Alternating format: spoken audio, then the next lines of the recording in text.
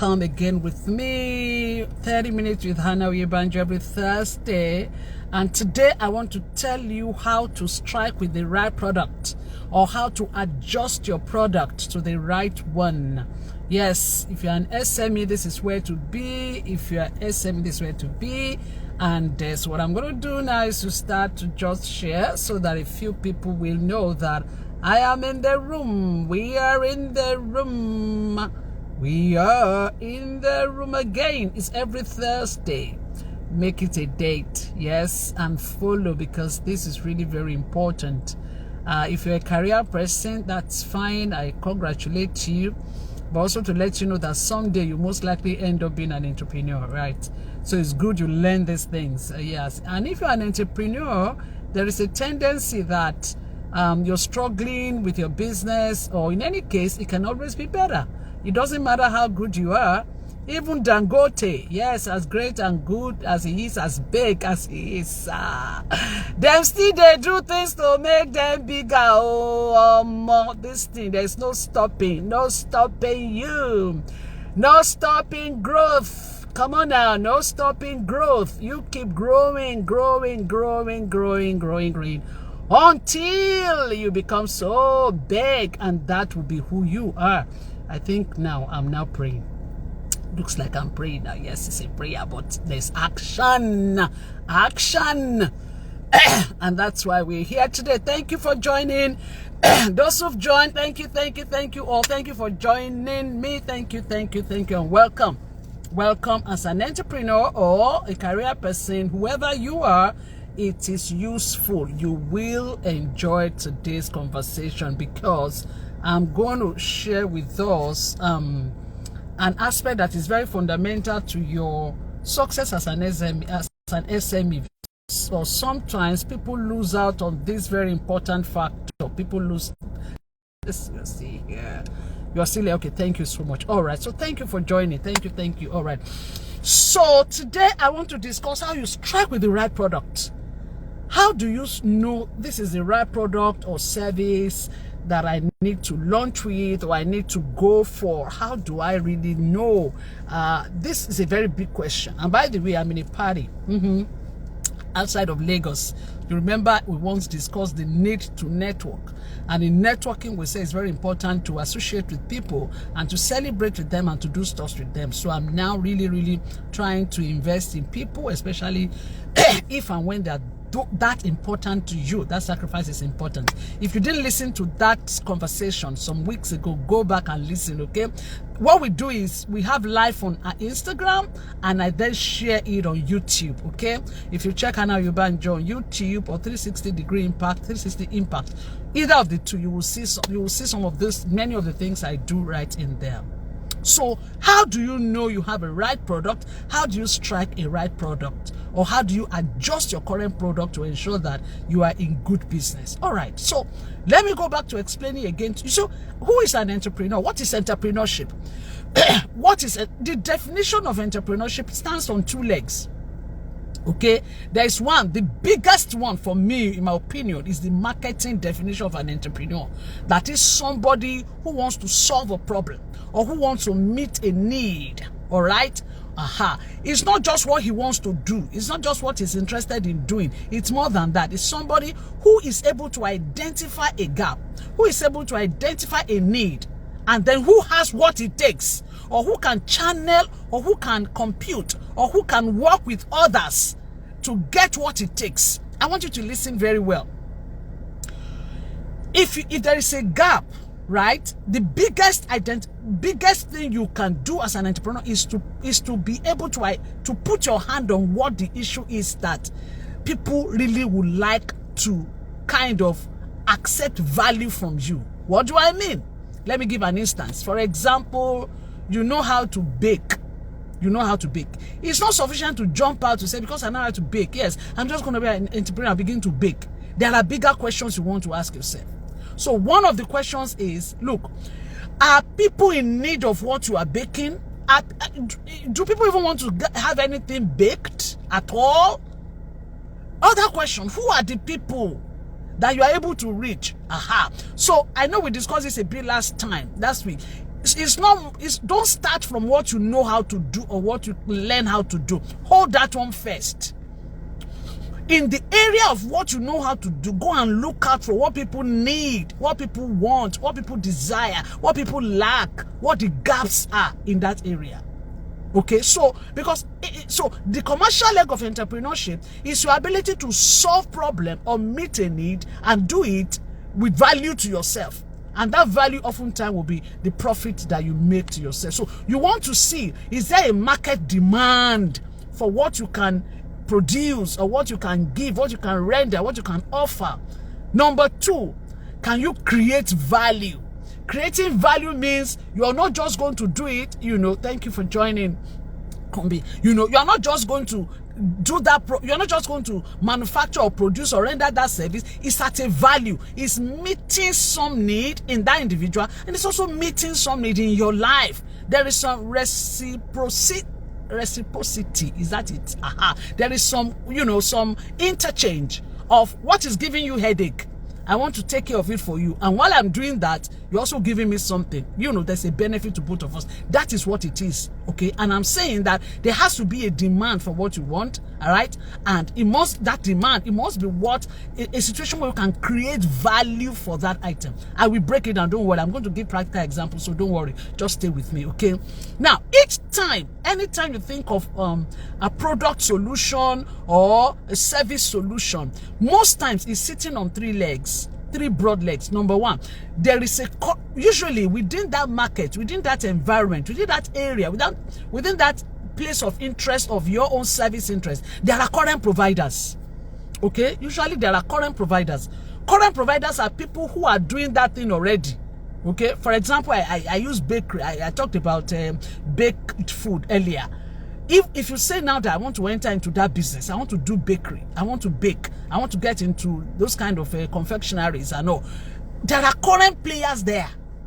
They are there as we speak. They've been there. Some have been long there. Some are just joining. Some are exiting. So there are current providers in any market, most markets.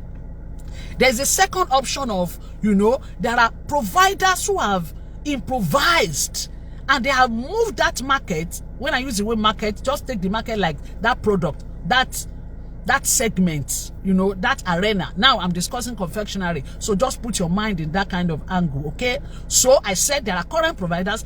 2, there are providers within that current environment, but they have shifted the market from just baking to, they say, now we are not just baking, we bake, we do organic. Do you see? So that's not general baking. That has shifted. They have moved. That's what we call segment. They've moved from general baking to a specialized area to say, you know what? We do what? For those who are health conscious, that's what we do. We're organic. Everything we bake. It's still baking. But this time around it's organic. Okay? So that's the other leg. Now there is an innovative leg. This is the 3rd leg. Within any market, any environment, where either nobody has thought of it or nobody has what it takes to get into that space just yet. So as an entrepreneur, you have to be on the lookout always. If you are in the current market, begin to ask yourself, what is happening in the current market? Can I extend? Can I go into can I shift to this other segment, for example? You don't have to. Should you? So all of these conversations, as you follow me, I trust God that I'm going to be dropping nuggets that will help you. If you are currently an entrepreneur, there's no way it won't help you, right? And if you're not, it will also help you to know where to see. If you're currently an entrepreneur, you'll be seeing what you can change, because it's a mix. It's like you want to cook ogbono soup. If crayfish sweet, if crayfish no sufficient, the thing it won't come out like perfect ogbono soup. Do you understand? So some of the conversations I'm going to be having with you will be making you shift a few things, change 1 or 2 things you're doing in your enterprise or business or your career, and that may help you. Okay. All right. So I want to give us a case study today, and the case study has to do with I'm really zeroing in on the water industry. Let me go back to history. As I was thinking about it this morning, I was in the car traveling, and on the way I was trying to fine-tune what I wanted to share, and I just began to flick back. Some of us who are like well over 50, I mean, and also it depends on your background. And some of us from, our parents weren't that, they weren't wealthy. We were from what do you call it? The lower rung of the pyramid, kind of, I just began to remember when I thought of water industry, and I remembered how we used to drink water. When I was young, small, I met with the pot, clay pot. If you met the clay pot in your life, as in you drank water from ikoko, from amu, like Yorubas we call it, You drank water from it. Yes, I'm getting the bubble. Some people are throwing me the love. You know it. You understand? Some people don't know it. Oh, they don't know what amu ikoko is. So they don't know what that big pot. It's a clay pot. They always put it somewhere in the room. Sometimes at an angle or somewhere in the room. They put a cover on it. And the cup, there will be a cup on it, right? So when you want to drink water, you come into the clay pot, you use the cup on top to take water from it, okay? You put in your cup or in your plate and you drink water. That is how we started. I grew up drinking water. Thank you, yes. I'm getting confirmation that, that water used to be cold, though. It would be cold. How were parents getting water that time? At the initial stage, yes, they used to get water. They used to fetch water from the streams. You go to the stream. Your parents, your mother, this was mothers. Mothers will go to the stream. They will fetch the water, and they will say, go early in the morning. Go in the morning when it's settled. They will go, and even when you get to the stream, for those of I'm playing. It's just playing back in my head. Even those of us who I did that a little. When you go early in the morning, there are locations where within the stream, in the stream, there are areas where you had to go. And somebody said my grandma had one right by her bed in Agege. Okay, now. So even when you go to the river, there are areas in the river where they know that this water from here is usually very settled, clean and settled. They'll go fetch from there, bring it home, pour it in the amu. At some point, we started putting alarm. At some point to say, okay, people will say put some things, but originally it was just like that. You drank. Now, I'm telling you about the water industry, evolution of water industry in Nigeria, according to Hannah Oyebanjo, based on my experience, okay? And that is it. So you took from streams, you went to clay pot, you put, and after a while, in my very lifetime, I think this was now late 70s. I was born in the 60s. Late 60s was when I was born, so I'm close to 60, right? Oh my God, 60, yes. So we moved to where the public service now is the government, now started water corporation. There was water corporation in Nigeria then, and when it started, they started giving us water from the pipes. So houses started having, or homes started having pipes. So water corporation will do their work in a manner that if you are building a house, you can run a pipe, and in your house water will be flowing. Gentlemen and ladies, when that started, water was plenty in Nigeria. Public service water was very good. It was very good. When you want to drink water in primary school, in my primary school, we had pots in the classes, but the school had taps. In primary school, you used to go to the tap. You know how you go to the tap? You go to the tap like this, and you open the tap. This is how you drank water. And because I went to public primary school, you drank water like that. Okay? All right. Okay, yes. So this is it. Somebody is saying no need for borehole. Borehole hadn't started. Remember, we're discussing entrepreneurship. We're discussing products, how to fine-tune and ensure you have the right product, okay? And we're using case study of water in Nigeria, water industry. So we started by saying parents used to go to the river, fetch water, put it in the pots, and from there, public service started. When public service started, they started giving us, they started giving us water in the houses. So you open your tap and water will come. At that instance, we're no longer going to the river to fetch water because there was water in the house and that continued until it got to a stage. Water Corporation Nigeria started having whatever went wrong. There was no water as often as you will want it. So sometimes you open, no water. And that started to happen. What that means is there began to be a need.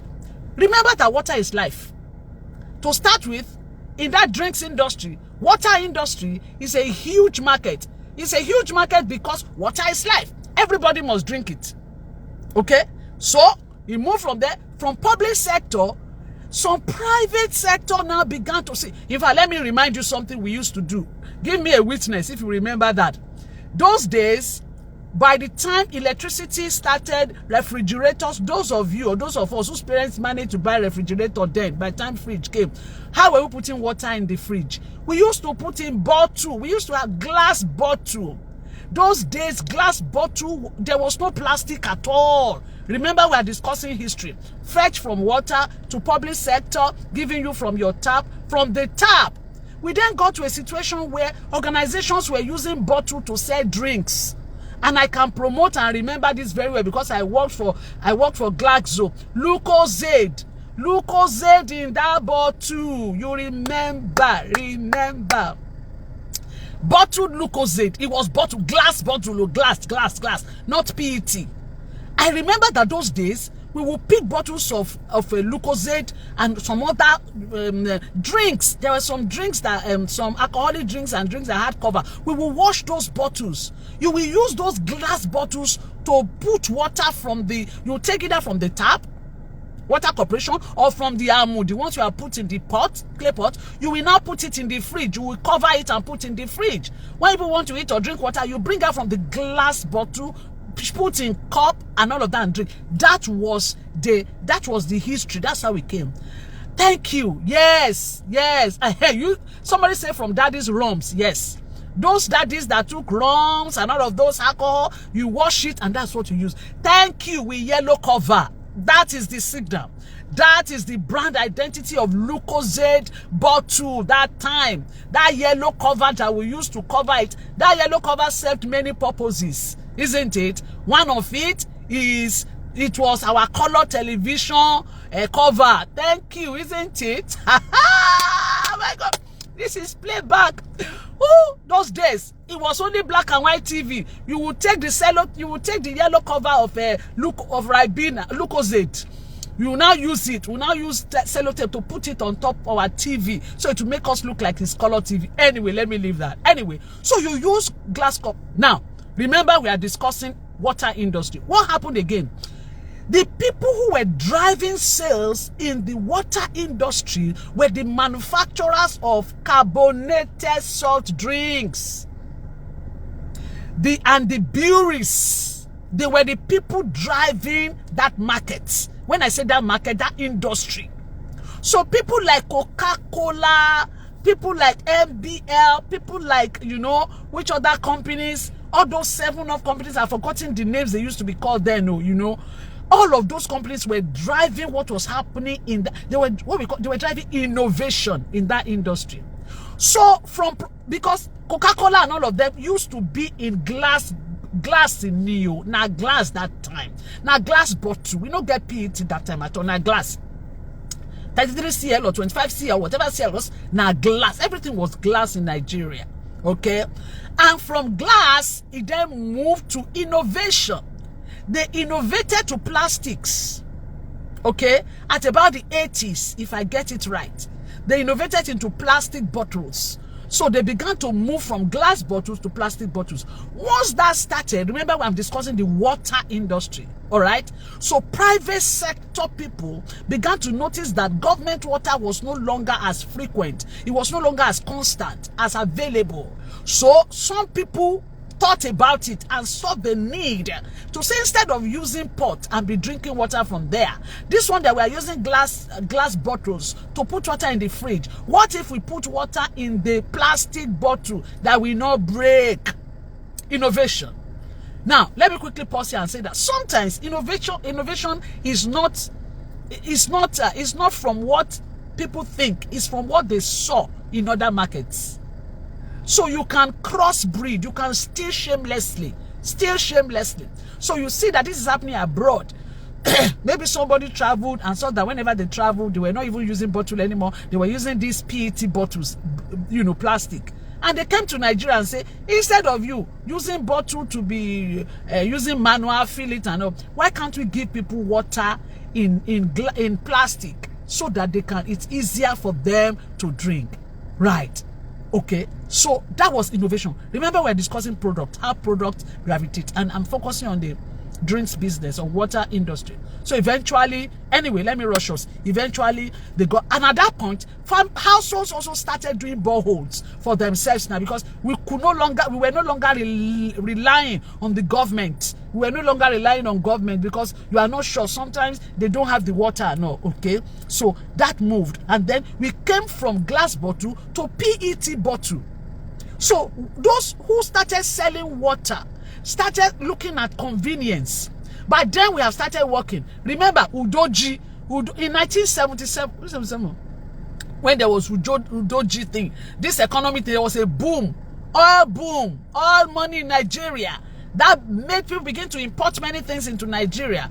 From then, you know, the innovation caught up. I don't have the full facts and details, but I know that there was a movement and the first thing we saw was people doing water, selling water in plastic bottles, because it was more, you can carry it along than the breakable glass bottle. This one, you can put it in your bag. People started working much more from entrepreneurship. Many more people started working for private sector and public sector. Entrepreneurship, you know, private sector business boomed in Nigeria.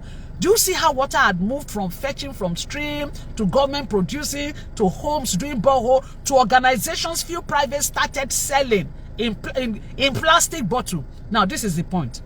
At some point, as they started selling in in PET bottle, some people realized again that not everybody can afford it. Though it used to be 20 naira, 10 naira, 15 naira. I can't remember those per bottle then. Then some people realized that even at that, the lower people in the economy, the lower rung, could not afford that water. Remember, water is life. So what they did was to think out again, innovation, to say, how do we make water more available for people, still convenient and all? They thought about sachet. Because that time, you remember we've had, you know, the economy had gone through its own dips and dives and up and down. There was a time of tightening your belly, you know, when the economy was also bad. And at that point, people were thinking, entrepreneurs think a lot. To say if this is a problem, how can we solve the problem? And by then, companies were thinking of, you know, what they call smaller packs, you know, smaller packs, because the prices will be more affordable. The bit of sachet water came up as an innovation. So water had moved from stream to having it in sachet. And so that is the story. So question for you as an entrepreneur is, why did I run you through all of this story about the history and all of that? There are remember, I'm speaking to you about how to strike the right product. That's to, or adjust your product to be the right product. You know? So if you are not giving people the right product, if you are not open to innovation, if you don't know what is happening each point in time in your area of interest, there will be trouble. There will be trouble.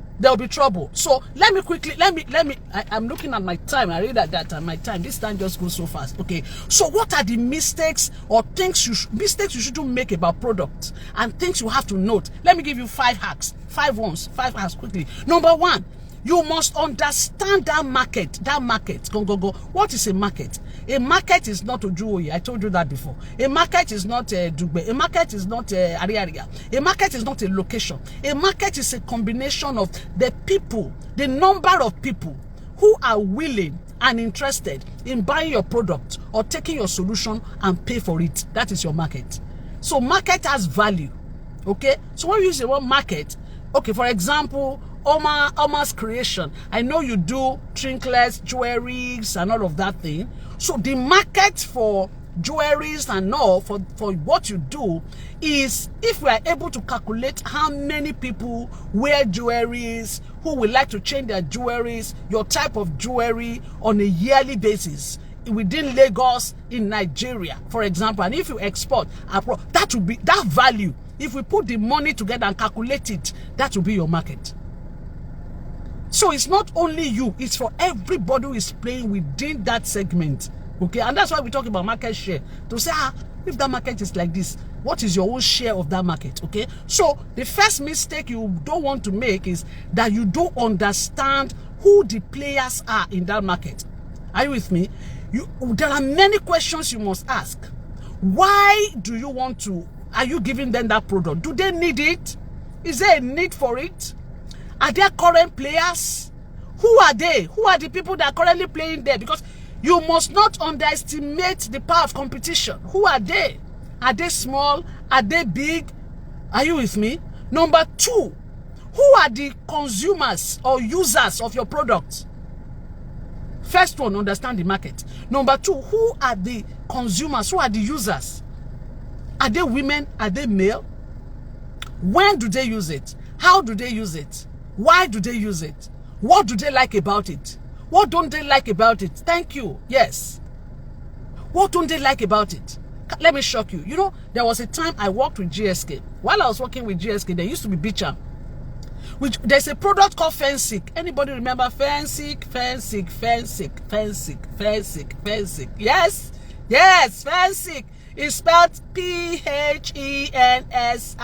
Fensic. Fensic was an aspirin product, aspirin-based analgesic. And one time, as a company, we were selling so much in the north. We were selling so much in the north. Every time we selling, sales was coming so much in the north. But we didn't know where it was coming from early. Until later we realized that the northerners were using it to feed their cows, malu. When cows at each point in time, thank you, those who remember Fensic, you know. When those cows have flu or I don't know whatever, they were using they were using they were using my brand Fensic to feed cows. So sales will be coming off very high. And you think you manufacture it for people, yet it was animals using it. So that's why it's important to know who is using your product exactly. How are they using it? Why are they using it? When are they using it? All the WWH, you should know it. If you have not launched the product, go and ask those questions. If you have launched the product, always go back to the consumer, because sometimes the usage occasion can change. Hello, that's why you must sit with those who are using the product. Go as in them. Make you really sabi why did they use the product, what thing did they use them for, when did they use them, how did they use them, how did they use them. Let me shock you. Another product called, do you know? Let me tell you, because there is something called oh my God, I don't know. There's just so many things I want to tell you. Oh, okay. Let me hold that. Let me continue. I'm giving you 5. It may be more. It's actually more than 5. But today I'm talking 5 things you must note about your product to give you success, to guarantee. First, I say you must understand the market. Who are the people playing there? What is the need? Why is the need? And number 2, understand the consumer. Who is the user? The user is different from the person buying it. The shopper is different from the user. Please note that. A shopper is not a user. A user is not a shopper. Sometimes they are, but sometimes they are not. Who is a shopper? Mothers are shoppers for children, but they are not users of children items. Do you understand? So those days when I sold Ribena, we were always targeting 2 people. We targeted mothers, because now mother will carry money go buy. We targeted children, because now children will sit down and say, "Mommy, I want Ribena." Do you understand? So both parties are important. So, but they are not the same. The person with the buy, not the person with the user. You have to know your market to know who are the users and who are the users are called consumers. The shoppers are the person where they buy the thing. There are in the north, for example, men are shoppers. Now men they buy things more. But now women they use most of the things. You need to understand. That's why you need to understand the shoppers, okay? Very important, okay? Number 3 point you need to understand about product is understand product innovation and when to innovate. For example, you remember the example we just gave about water, how we moved from. Can you think about the person that first thought about sachet water? That thought about it to say this sachet water. Do you know how much money that organization would have made? Because if you are the first to innovate, if you are the first to do that thing, now you clear market first before others come. Do you understand? You will make mistakes, so I agree. But you will be we call that market leader. Because you are the first, you are the initiator in that market. Other people can beat you to it later if you are not careful. But if you are the first, there's a first mover advantage that you can get in any market. I'm telling you, one of the first mover advantage is on pricing. If you are the first to do something that people have not done before and people like it, you can charge high for it. Remember MTN? Come on now. When it started, before Glo came to say, now lie, if you do per second, though, if you do per minute, though, you get. So, but if you are a first mover, there are some things you can clear on. So, going back to remember we are focusing on products and we're talking about product innovation. Let me shock you. And we are using you remember we are talking about the water industry. Can you remember that people now innovated water again? From sachet, they now say there has to be jar. Why do you think they thought about the jar? They now realize that even the sachet you are buying, sachet has a lot of issues. Even the bottle has a lot of issues. Because the bottles are, they constitute a lot of environmental issue. This sachet where we drink, sachet water, it constitutes a lot of environmental hazard. So I'm sure people from other markets, advanced market, thought about jar, water in jar. That was another innovation. To say, why can't we even, because, why can't we just have something, innovate so that we plug it on. Once we plug it in, we put the jar because that will be cheaper. It will be refillable. Sachet water is not refillable. The bottled water is refillable, but it's a lot of cost. If we have one big jar, similar to our Amu of those days, but now it will be cold, it will be cool, right? We can do that. Hello, gentlemen. And on the strength of that, they began to innovate and jars began to come. And today, I'm sure many of you have the jar in your houses that you use, okay? Now, let me tell you another innovation that has happened in that market. Aside from jar, people now also started coming to say, you know what? This water that you people are buying, there is Ikongosi water. There is water, real life water. There is unadulterated water. There's water that is pH is That is not called differentiation. That is the other third point you need to understand. Is your product differentiated? Is it different from others? So now, La Sena, I'm not promoting any brand. I'm talking marketing. I'm talking business. La Sena will come and say, look what, I'm coming from, this is natural water. Gosi water will say it's natural. Nestle will say this is Nestle Life. It is this and that. What are they doing? Water is water. But they have come to say, water not be ordinary water. This water, this one will give you more life. This one safe, you not get any bacteria. This was, it's now differentiated, whereas it's supposed to be a commodity. Remember, I'm discussing about it can be, we are discussing physical product as an example. It can even be service. Whatever you do, are you differentiated? That is the third thing. Thank you for the bubbles. Yes, that is the third thing that can help you know whether you have a right product to even win in that market at all. Number 4, it's not in any order. I'm just saying as I just write them now, they read them. Number 4 is your value chain. Understanding the entire value chain. What is a value chain?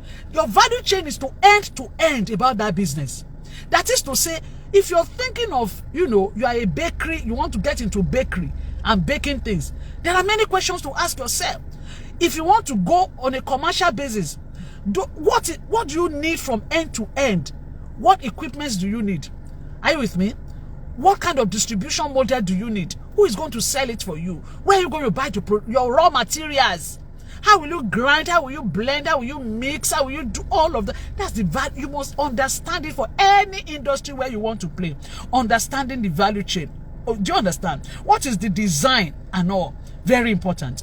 And that's number 4 point. And number 5 point for today is understanding the financials. This is where many of us miss it. Many of us just think financial, we miss it a lot on the financials. What are the financial requirements? Are you with me? In that market, not even for you to get the equipment. What are the price points in that? What is the prevailing price point in that market? What are the margins there? How, when and how can you break even? How do you even get money to start up? And by the way, let me jolt you. There's a program I anchor every month or sometimes once in 2 months called The Legends. And we brought in somebody who has money. When I say this person has money, he has money, but he's using his money for philanthropy.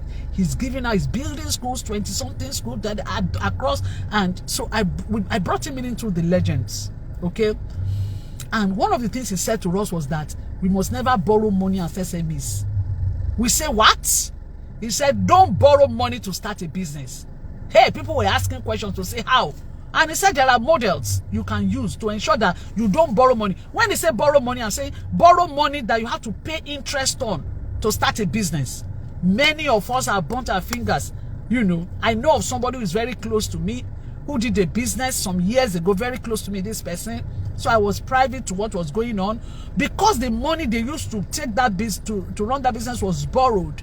When they had some slight delays in the business, interest rates and all, they almost, in fact, they kaput at the end of the day, which is an issue. Okay, so point for you as I begin to round us up today. Oh my God, yes, as I begin to round us up to say, for you to by way of summary, okay, and thank you for joining. Yes, by way of summary is to say, one of the ways to start well in entrepreneurship is to understand the product and to ensure that your product or service is right. I think next week I'm going to talk about offering, you know, because your product is an offering, okay? And I'm going to speak to what we call the addressable market. So you know that your product is not for everybody. How do you try to determine who you want to address? Why you want to address that market? Do you understand? So that in your life, you are not just working in vain. Because you can be a baker and you are baking in vain. You are sweating, but nothing is coming out of it. In fact, your BP starts going up, which is the problem most entrepreneurs have.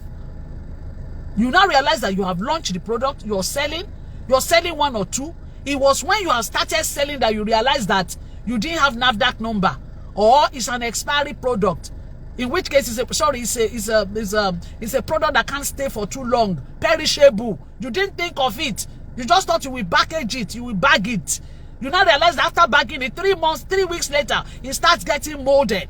These are a lot of issues. So your product, you must first be very clear of your product. And like I said, 5 areas to be sure, and we rounded up on that. Is you must understand the market, who the players are, what the needs are in the market. You must understand the consumer. Why is he using the product? When, why, how, and all of those questions in the consumer. Number 3, you must open yourself to innovation. Innovation that doesn't have to be expensive.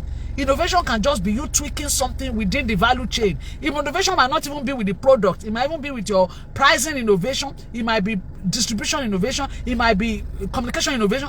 Anywhere along the chain. Okay, a lot in my head. Ooh. And number 3, we said you must understand the value chain end to end. What do you need so that you are not caught in between? And number 4, I said you need to understand the financials. What are the price ranges in that market? You know, and what are the margins? The price is different from the margin. Do you understand? And what finances you need to launch up? And number 5, which is last but not the least, I said you need to do what now? I'm trying to read that. What have I said? Number 5? I think I said number 5. I don't talk number 5. So, what did I say again? Oh my God. I'm rushing. I think I missed one. I spoke about what? Understanding the market, total market, innovation, that's number 2. Consumer, number 2. Innovation, number 3. Yes. Value chain, number 4. And financials, number 5. Thank you for joining me today. I hope it was useful. Thank you. Follow me. Just follow me. You can see that every time I'm coming, once I started speaking about this SMEs, many times I'm asking myself, my God, Hannah, what do you want to see? There's just so much to want to say. I'm like, oh, I have 30 minutes. I just need to go chronologically, okay? So just follow me. And if there are questions you want to ask different from this, you can find a way to reach me. Check me up on WhatsApp. Check me if you have my number, you can inbox me and I can reach you on certain questions. If you're an entrepreneur, you have questions you want to ask me. I think on strength of this, I want to begin to see how to help, okay? That's why as it is, pro bono, not a problem, okay? We can work it out and I will see how to help you, okay? What counsels to give to you. I hope that works, okay? All right. I really want to see you do well. You must be able to raise many more Dangotes. The kind of strength and passion that some of us use to build mega brands for multinationals, we must be able to build it for local people like you. I'm telling you the truth. That's why we're here, and I'm happy to help you. Okay, all right, thank you. Take care. Have a great weekend ahead as it's loading, and be good. All right, thank you very much. Have a good day. Thank you. Remember to share it. Yes, and it's going to be on YouTube at the end of the day. Thank you. Have a good afternoon. Bye-bye.